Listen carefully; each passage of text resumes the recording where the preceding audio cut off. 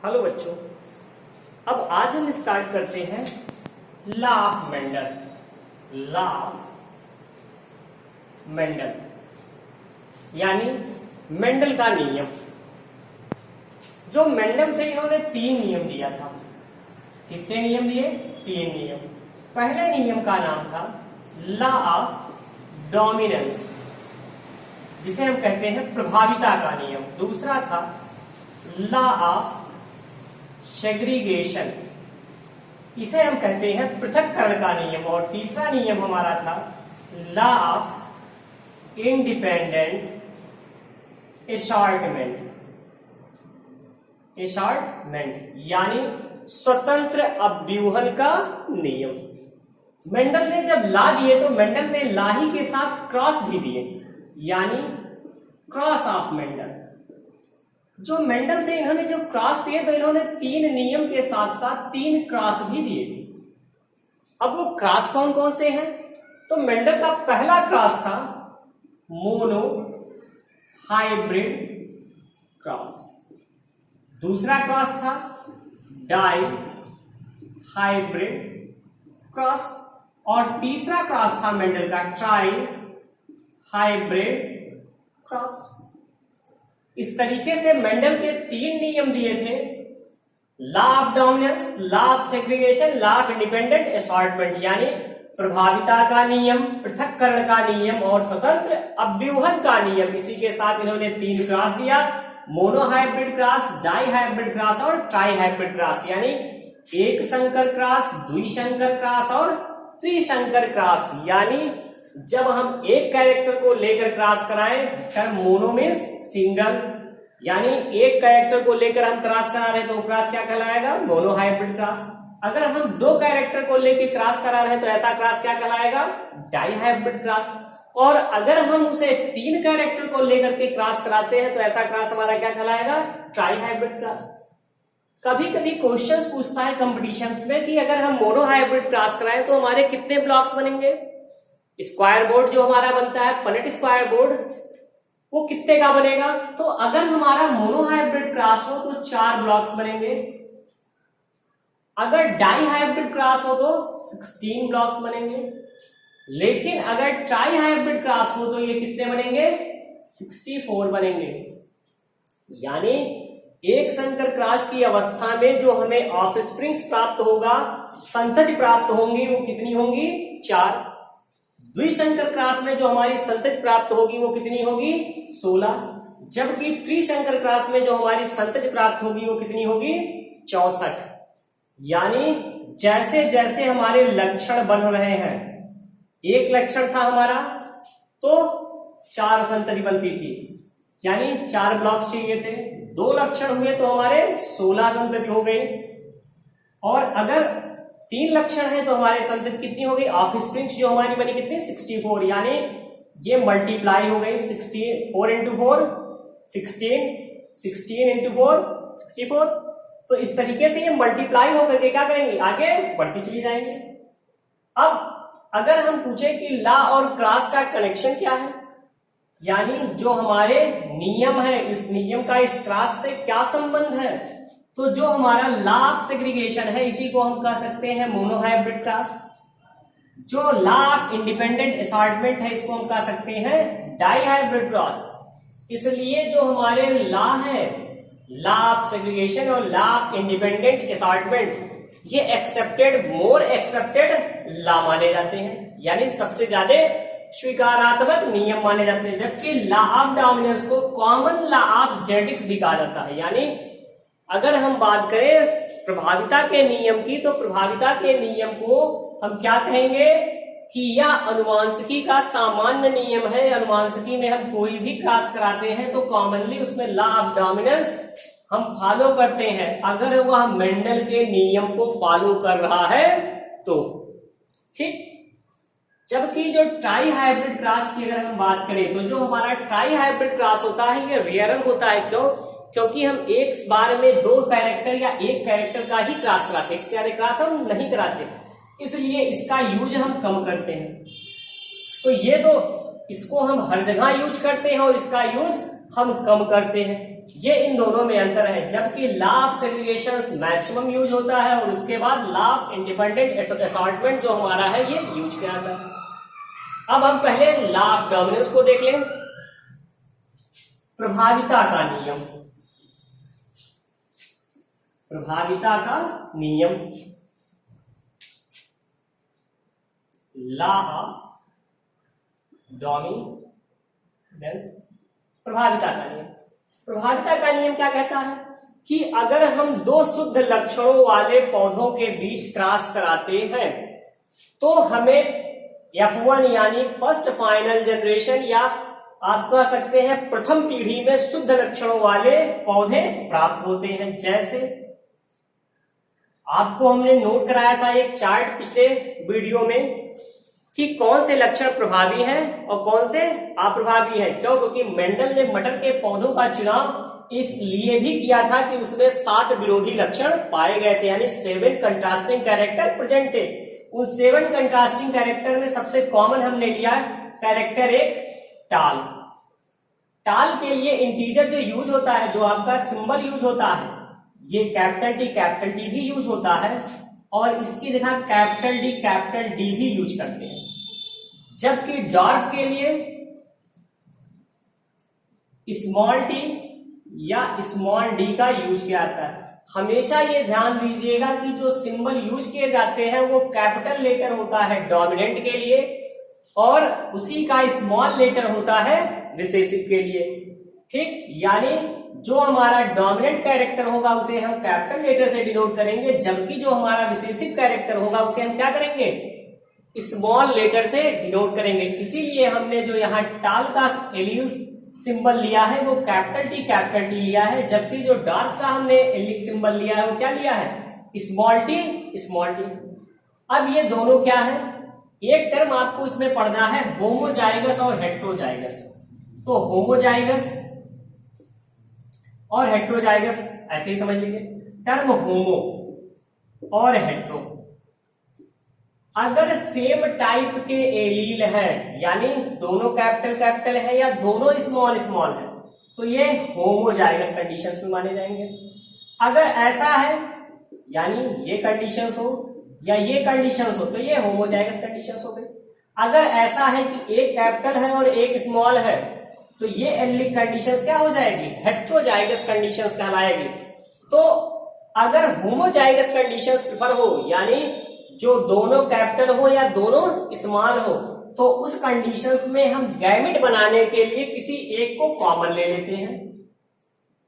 एक हमारा कॉमन हो गया चूंकि दोनों है, या अगर रिसेसिव की बात करें तो रिसेसिव में भी एक कॉमन हो गया। अब चूंकि क्रॉस कराना है तो इन दोनों की क्या होगी, मिक्सिंग हो जाएगी। अब इन दोनों की मिक्सिंग से कैपिटल टी इधर से, स्मॉल टी इधर से। लॉ ऑफ डोमिनेंस कहता है कि जो हमारे प्रभावी लक्षण है ये प्रथम पीढ़ी में प्रभावी लक्षण ही प्रकट करते हैं, यानी प्रथम पीढ़ी में जो लक्षण हमें दिखाई देगा वो क्या होगा, प्रभावी होगा। क्यों? क्योंकि the dominant character is always dominate in F1 generation, ऐसा मेंडल साहब ने बताया था। यानी जो हमारे प्रभावी लक्षण है वो सदैव क्या होते हैं, प्रथम पीढ़ी में प्रभावी होते हैं। तो ये क्या हो जाएगा, अब प्रभावी लक्षण हमारा क्या था, टाल, तो ये क्या बन जाएगा, टाल बन जाएगा। अब है कि ये हुआ क्या, तो ये हमारा हो गया first generation F1, first final generation F1 यानी प्रथम पीढ़ी। अगर पूछा जाए कि ये क्या हो गए, तो ये हो गए P जनरेशन यानी पेरेंट। अगर पूछा जाए कि ये क्या हुए तब, गैमेटिक जनरेशन यानी गैमेट बन गए। ये तो हमारा हो गया क्या, लॉ ऑफ डोमिनेंस। ठीक, एक कैरेक्टर का हमने क्रॉस करा दिया। अब 7 कंट्रास्टिंग कैरेक्टर हैं, तो बाकी कितने बचे, 6। बाकी 6 का क्रॉस आप खुद करा कर देखेंगे कि क्या लॉ ऑफ डोमिनेंस अप्लाई करने पर क्या वो यही रिजल्ट देते हैं या नहीं देते हैं, यानी पहली पीढ़ी में डोमिनेंट कैरेक्टर बनता है कि नहीं बनता है। तो जब आप वहां देखेंगे तो वहां क्या होगा, एक डोमिनेंट लेटर आएगा, यानी 50% डोमिनेंट से आएगा, 50% डोमिनेंट से आएगा, 50% रिसेसिव से आएगा, यानी आधा प्रभावी लक्षण होंगे, आधा अप्रभावी लक्षण होंगे, और प्रभावी लक्षण अपना प्रभाव दिखाएंगे, जिसके कारण क्या होगा, प्रभावी लक्षण ही यहां दर्शित होंगे। तो इस तरीके से बाकी जो 6 विरोधी लक्षण हुए, कंट्रास्टिंग कैरेक्टर बचे, उसका क्लास आप बना लेंगे। अगर नहीं बना पाते हैं तो आप उसको हमसे पूछ लीजिएगा मैसेज के थ्रू या कमेंट बॉक्स के जरिए। अब दूसरा लॉ मेंडल का है। मेंडल के दूसरे लॉ की अगर हम बात करें, law of segregation. Segregation Hindi में कहते हैं पृथक्करण का नियम। टर्म ही बता रहा है टू सेग्रीगेट, अलग करना, लक्षणों को अलग अलग दर्शाना, यानी अच्छे से लक्षणों को पृथक करके दर्शित कर देना ही क्या है, सेग्रीगेशन है, दर्शित करना ही। ठीक, यानी अलग से लक्षणों को पृथक पृथक करके दर्शा देना ही क्या कहलाता है, पृथक्करण, सेग्रीगेशन कहलाता है। इसमें क्या होता है कि पहली स्टेज तो कॉमन होती है, जो लॉ ऑफ डोमिनेंस अप्लाई होता है। हमने आपको पहले ही बताया कैसे होगा। ये हमारा यहां तक तो आपको समझ में आ गया होगा पिछले क्लास में कैसे हुआ। ये क्या बना था, टाल। लॉ ऑफ सेग्रीगेशन कहता है कि जो भी हमें प्रथम पीढ़ी में प्राप्त हुआ हो, इस प्रथम पीढ़ी में जो प्राप्त हुआ हो, इसका हम सेल्फिंग कर दें, यानी सेल्फ क्रॉस कर दें। अब अगर इसका हम सेल्फ क्रॉस करते हैं, यानी आपस में क्रॉस करते हैं, तो ये क्या होगा, F1 इंटू F1, यानी capital T small T into capital T small T. अब यानी इनका क्रॉस करें। अब क्रॉस कराने के लिए 2 मेथड है। एक तो होता है हमारा एरो मेथड, दूसरा मेथड हमारा होता है कि हम इसको बॉक्स या स्क्वायर बोर्ड मेथड के थ्रू क्रॉस कराएं। तो हम स्क्वायर बोर्ड मेथड लेते हैं, क्यों, क्योंकि यह सिंपली हो जाता है और समझ में आसानी से आ जाता है। अब स्क्वायर बोर्ड में देखिए, इसके एक साइड को आप मान लीजिए मेल और एक साइड को मान लीजिए फीमेल। इससे क्या होगा कि आपको क्रॉस कराने में सुविधा हो जाएगी और चीजें समझ में आएंगी कि कहां से क्या हो रहा है। हमने एक साइड को मेल मान लिया, एक साइड को फीमेल मान लिया, क्यों, क्योंकि क्रॉस जब भी हो सकता है मेल और फीमेल के ही बीच में होगा। अब इनको एक साइड भर दीजिए, हमने भर दिया, इनको दूसरे साइड में भर दीजिए। ठीक, अरे कैपिटल टी स्मॉल टी, एक एक गैमेट हो गए। अब यहां आपका क्वेश्चन है कि होना चाहिए कि सर यहां तो आपने सिंगल गैमेट बनाया था, यहां फिर आप 2 क्यों बना रहे हैं। तो आपको याद होगा कि ये क्या है, ये होमोजाइगस कंडीशन है, दोनों एक समान है, या तो कैपिटल है या तो समान है। इसलिए जब इनमें गैमेट बनेगा तो ये होमोजाइगस होने के कारण एक ही टाइप का बनेगा। जबकि अगर हम इनकी बात करें तो ये क्या है, एक कैपिटल है एक स्मॉल है, यानी हेट्रोजाइगस कंडीशंस में है, अलग अलग प्रकार के हैं। तो इसमें क्या होगा, एक कैपिटल गैमेट बनेगा और एक स्मॉल गैमेट बनेगा। यही कैपिटल और स्मॉल गैमेट हमने यहां लिखा है, इसका इस साइड में और दूसरे का इस साइड में। अब जो ऊपर है उसको ऊपर से कॉपी कर दीजिए, ये ऊपर से कैपिटल इधर आ गया। अब साइड से चलाइए, कैपिटल टी, अब साइड से स्मॉल टी, ऊपर से स्मॉल टी। अब आप इसको मिलाइए, क्या क्या बना है, तो ये हमारा क्या था, टाल, ये क्या था, डॉट। अब यहां देखिए ये टाल बना, यहां मिलाए, ये क्या बना, यहां देखिए टाल बन गया, यहां देखिए क्या बना, टाल बना, यहां देखिए ये, यहां देखिए क्या बना, डॉट बना। अब आप देखिए इसे, तो यहां टाल कितने बन गए, 3, डार्क कितना बना, 1, यानी 3 लंबे बने और 1 बौना हो गया। अब यहां 2 रेशियो प्राप्त होते हैं, एक होता है फिनोटिपिक रेशियो, यानी बाह्य संरचना कैसी है, बाह्य संरचना का अनुपात कैसा है। तो बाह्य संरचना में कितने टाल बने, 3, डार्क कितना बना, 1, तो बाह्य संरचना का अनुपात हो गया 3:1। जबकि अगर हम बात करें आंतरिक संरचना की, यानी जीनोटिपिक रेशियो यानी आंतरिक संरचना, यानी जीन के या एलील के बेस पर, तो यहां देखें ये शुद्ध पेरेंट से मिल रहा है, प्योर पेरेंट से मैच कर रहा है, तो एक हमारा हो गया शुद्ध लंबा।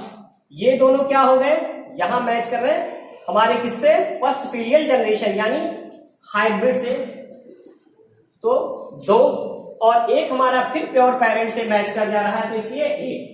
तो ये रेशियो कितने का हो गया 1:2:1। ये कौन सा रेशियो है, जीनोटिपिक रेशियो है, जो क्या बता रहा है, इस जीन की कंडीशंस को बता रहा है। ये प्योर पेरेंट आपके डोमिनेंट हो गए, प्रभावी हो गए। ये शुद्ध पैतृक आपके हो गए क्या, अप्रभावी हो गए, जबकि दो क्या हो गए, हाइब्रिड प्राप्त हुए।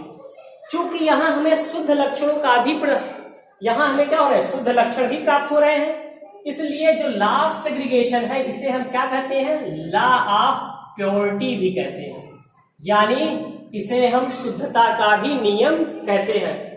अब देखें यहां कितने लक्षणों का हम क्रॉस करा रहे हैं, लेकिन केवल एक लक्षण, एक ही जोड़े लक्षण है ना, ये टॉल और डार्क। कंट्रास्टिंग कैरेक्टर में हमने आपको बताया था कि जो विरोधी लक्षण है उनका एक सेट चलता है, तो ये लक्षणों का क्या है, एक ही सेट है, इसलिए इस क्रॉस को हम और क्या कर सकते हैं, मोनो हाइब्रिड क्रॉस।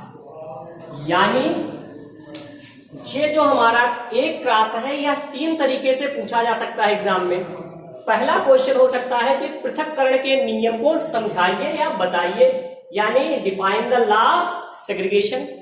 दूसरा क्वेश्चन बन सकता है कि शुद्धता के नियम को बताइए, तब भी आपको यही चीजें करनी है, यानी define the law of purity. और तीसरा क्वेश्चन हो सकता है कि डिस्क्राइब द मोनोहाइब्रिड क्रॉस, यानी जो हमारा एक संकर क्रॉस है उसको क्या कीजिए, परिभाषित कीजिए या निरूपित कीजिए, तब भी आपको यही क्रॉस बनाना है। यानी यह एक क्रॉस जो है यह 3 क्वेश्चंस पर अप्लाई होगा। तो ये चीजें उम्मीद है आपको अच्छी लगी होंगी, समझ में आई होंगी। अब इसके बाद लॉ ऑफ जो इंडिपेंडेंट असॉर्टमेंट है, यानी मेंडल का जो तीसरा नियम है वह वेरी करता है मेंडल के दूसरे क्रॉस से। इसको हम आपको अपने नेक्स्ट वीडियो में बताएंगे। Okay, thank you.